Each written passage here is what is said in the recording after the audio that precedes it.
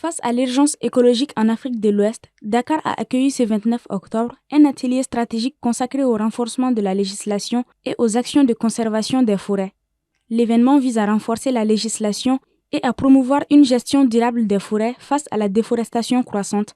Les interventions ont notamment porté sur la protection du massif du Fouta Djallon, souvent surnommé les châteaux d'eau de l'Afrique de l'Ouest, en raison de sa contribution aux systèmes hydrographiques régionaux.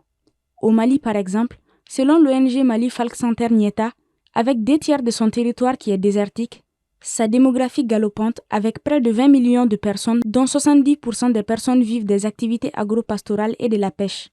Ces activités sont toutes liées aux ressources naturelles, principalement le bois de chauffe comme ressource d'énergie. Cela équivaut à des milliers d'hectares de forêts abattus chaque année.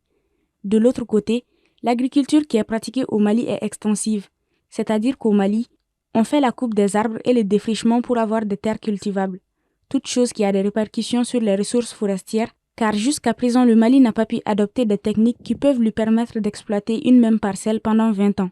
Le coordinateur régional de la FAO, Mehdi Drissi, en exposant les défis majeurs de la région, a souligné que les forêts ouest-africaines, d'une biodiversité unique, subissent des pressions considérables, notamment de l'agriculture extensive, de l'exploitation forestière illégale et de l'urbanisation.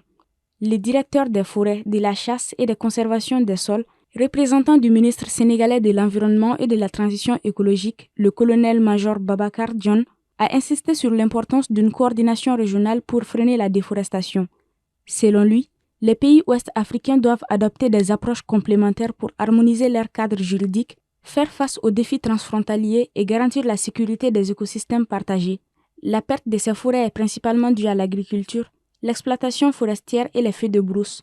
Avec une perte annuelle estimée à 52 000 hectares en Afrique de l'Ouest, la FAO alerte sur l'urgence d'une action concertée.